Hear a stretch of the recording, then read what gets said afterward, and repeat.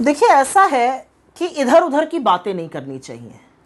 मेरा अपना मानना है 11 साल जुमले बेमिसाल, हालत खस्ता हाल, यह असलियत है और यह जमीनी हकीकत है। आप शहर में गांव में चले जाइए, लोग आपको यही हकीकत बताएंगे। क्योंकि 11 साल की बात करी जा रही तो 11 चीजों पर बात कर लेते हैं। बात तो कानून व्यवस्था से ही शुरू करनी पड़ेगी। ये सारा देश उद्वेलित है जो पहलगाम में हुआ, लेकिन 11 सालों में हमने कानून व्यवस्था को बुरी तरह से दम तोड़ते हुए देखा है।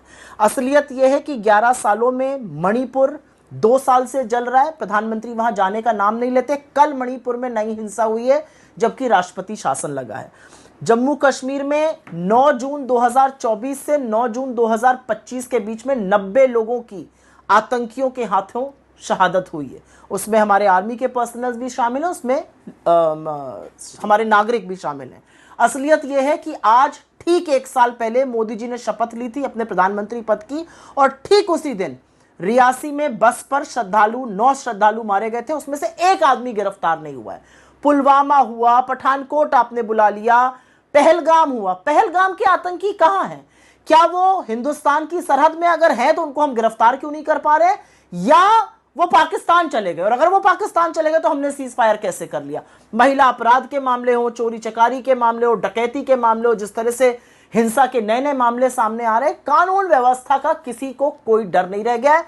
पूरी तरह से विफल है सरकार कानून व्यवस्था पर। यह मैं पहली बात कहना चाहती हूं। डींगे जितनी हाँक लें। दूसरी बात अर्थव्यवस्था पर करनी पड़ेगी। असलियत यह है, यह सरकार का आंकड़ा, यह मेरा आंकड़ा नहीं है, आर्थिक तंगी के चलते रोज 19 लोग आत्महत्या कर रहे हैं। इसका जिम्मेदार कौन है? असलियत यह है कि आपने बोल्ड फैसलों की बात करी थी। एक तुगलकी फरमान जारी किया गया था, नोटबंदी, 99.3% पैसा वापस आ गया, और अब आरबीआई कह रहा है कि 500 के फर्जी नोटों में 37% उछाल आया है। क्या हासिल किया आपने नोटबंदी से? आज भी हमारी अर्थव्यवस्था उससे उबर नहीं पाई है। तीसरी बात करते हैं बोल्ड की बात, जीएसटी। गब्बर सिंह टैक्स बिना कंसल्टेशन के, बिना सोचे समझे आप ले आए। 8 साल बाद भी उसमें लगातार सुधार करने की जरूरत पड़ रही है।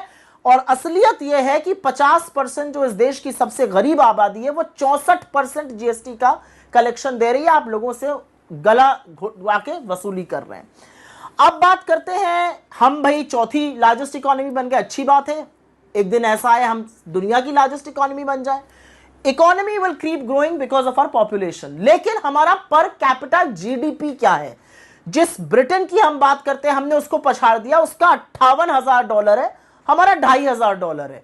जापान हमसे 8 गुना 10 गुना पर बैठा हुआ है।